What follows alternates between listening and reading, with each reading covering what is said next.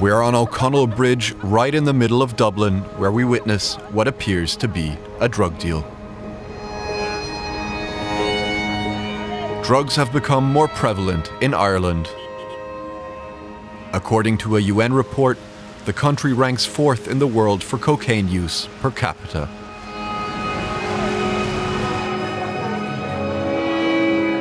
Everybody's doing it, like, don't just think it's the nightlife doing it. The way cocaine is nowadays, this is just like having a Sunday dinner.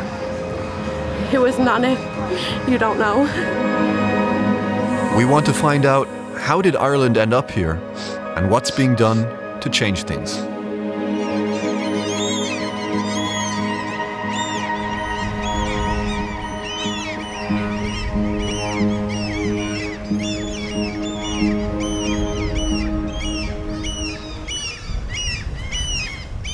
We're in Darndale, one of the most disadvantaged communities in Dublin. This district has a reputation for drugs, violence, and crime.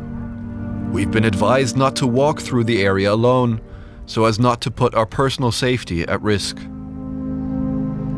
Here it's common to find families living next to drug dealers and addicts. Crack houses are sometimes raided by the police.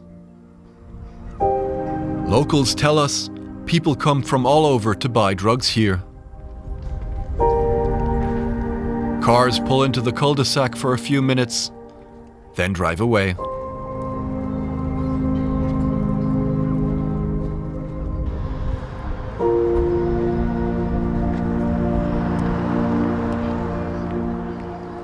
Daniel Jones and his colleague are social workers from the organisation The Dales. They make several rounds here every day. We have carried people's coffins who have died, who have never made it, and it's really hard, but there's no such thing as a hopeless addict. There's hope for them all. So what we do really every morning, we'd come out in the morning when it's really busy, and there'd be a lot of people over in the clinic, going to the clinic for their methadone, and there'd be a lot of people over there looking to score drugs and so we just make ourselves, we suppose, present on the street and let people see us. Curly, what's the crack? You don't have to be on this camera now if you don't want it, but... Don't put me on no bleeding camera, I'm not bad enough, I'm not notorious as it is. Okay. Both social workers do community outreach work, helping where they can. Their red jackets make them stand out, and they're often the first point of contact for anyone looking for a way out of addiction. Well, it's hard in the area because the drugs situation, you know what I mean? It's hard trying to get your life together, you know? Well, I'm doing well at the moment, but, you know, I'm clean myself at the moment. I was linked in with the Dales in Darndale. Well, it's just the drug situation that's bad, you know, at the moment. So I suppose it's like that everywhere, you know? Jones knows the scene well. He also struggled with drug addiction for years. In Darndale, crack is one of the biggest issues. It's definitely harder when it's on your doorstep, when you're walking out your door and you're at the trying your best and you're trying to get clean, you're trying to stay clean, you're trying to stay focused, and you walk out and it's just in your face 24/7. So it's more of a challenge. Darndale has been struggling with poverty, crime and drug problems for generations. How can the cycle be broken? This community training centre is located in the heart of Darndale, where young people from the area are given a second chance to get an education. My name is Trina O'Connor. I work with young people between the age of 16 and 21. I'm also a criminologist. This is the receptionist desks, and you can see we have manicures going on, we have blow drying going on, we have some rollers being set. And you look coming in here, don't you? Here students are learning about beauty and hairdressing. Some have traumatic pasts caused by growing up in an area where crime and drugs are a part of their everyday lives, and even their families. The centre allows young people to finish their education while gaining real-world experience. In return, they receive a salary. Hairdressing training exams are being held today. A small step towards a brighter future. Clients from the local community are here to help them practice. Daughter, you moved here years ago. Really? Yeah. And, doing great. And what's she doing now? She's beautician now. Nah, isn't that Thanks to use the trainers, yeah. Well, you know, the thing about life is finding what you like doing and then getting somebody to pay you to do it. Exactly. Like, that's the key to it, isn't it, you know? Creating opportunities for young people who might not have had them otherwise. Trina O'Connor is convinced the work she's doing here is key to breaking the cycle of violence and poverty in Darndale, and others agree with her. It's brilliant. It's great for the community and it's great for the kids and all. It keeps you away from just doing all the bad things that people around here do, you know. I've realised that I do like doing beauty and hair, and I'm going to continue that on in college for another year. And there's more on offer than beauty and hairdressing. In this course, young people learn woodworking. A few lads have gone on for apprenticeships as plumbers and carpenters, so it gives them a bit of self-belief that they can go and do it, and that's really what my job is, I think. This building site will soon be a new classroom. Students are constructing a barber shop here under supervision, and the waiting list for the new barbering course is already full. I have not met one young person that is beyond help. Therefore, when they have this education, it gives them an opportunity to have choices in life. Oh, something smells lovely. What's that? Trina O'Connor is convinced that education is key to creating sustainable change in Darndale. For many students, the Discovery Training Centre offers more than just a second shot at education. It's also a safe space.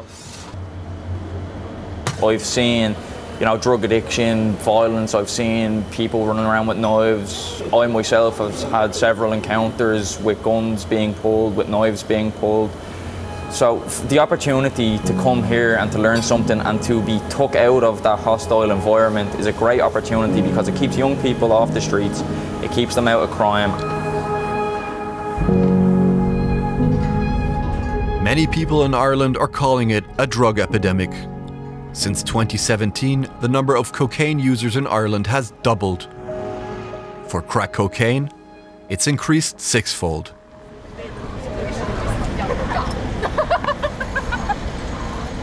While both drugs are made from the same base substance, crack is mostly consumed by people living in precarious conditions.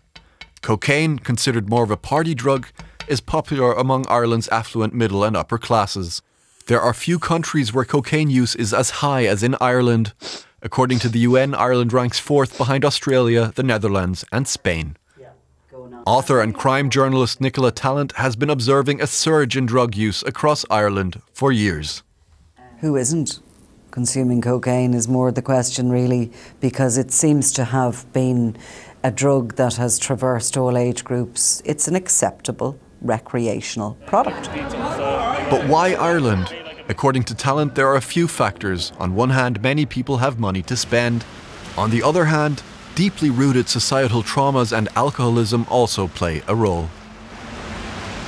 The other reason is, I think by nature, the Irish like to party. We like to have fun, we like to go out, we like to stay up talking. And of course, cocaine can help people continue the party longer, so it's become very popular. Especially in nightlife, where we're told the drug could be found everywhere. I'd say that there's just Dublin has a cocaine problem. I'd say it's everywhere in Ireland. Yeah. I used to work in a restaurant, so I used to find a lot of the bags, in the toilets and all that. So it's definitely an issue, yeah. Yeah, the farmers take cocaine a lot, to be fair. I think it's more so underground. In small towns, there's a lot more cocaine abuse. Everybody's doing it. Don't just think it's the nightlife doing it. It's it could be your best friend, it could be someone that you know very well doing it. The way cocaine is nowadays, this is just like having a Sunday dinner. Who isn't on it? You don't know. But where are the drugs coming from?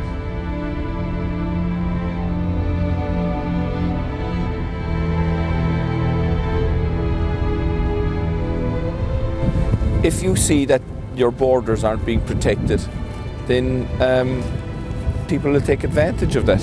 We are a sovereign state, we have a security issue, and we need to protect that. Patrick Murphy is a fishing representative in the port town of Castletownbere. Fishing boats from all over Europe unload their cargo here.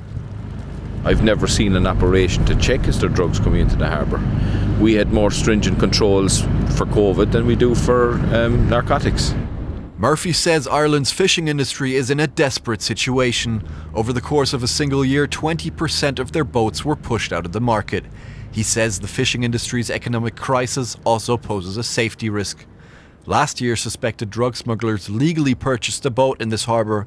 It's linked to one of the biggest drug busts in Irish history. All I know is that there's more drugs now in Europe and everywhere else than there ever was before. It has to be coming in some way.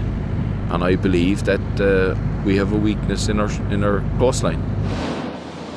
The Irish military recently procured 2 new Airbus C-295 maritime surveillance aircrafts. These airplanes carry out long-range patrols at sea. Anti-drug operations are part of their mission profile.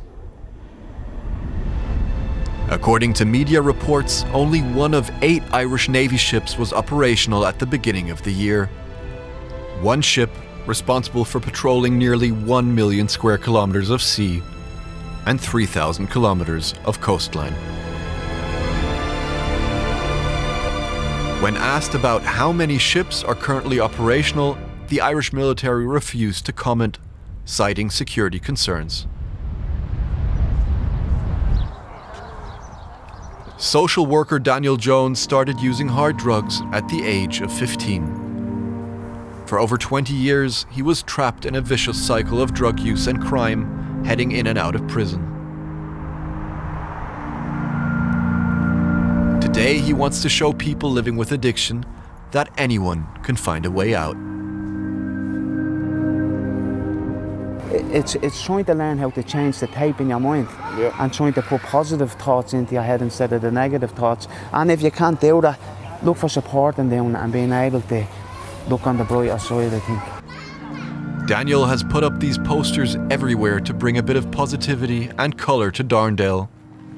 He says sometimes the only thing people need is a bit of hope.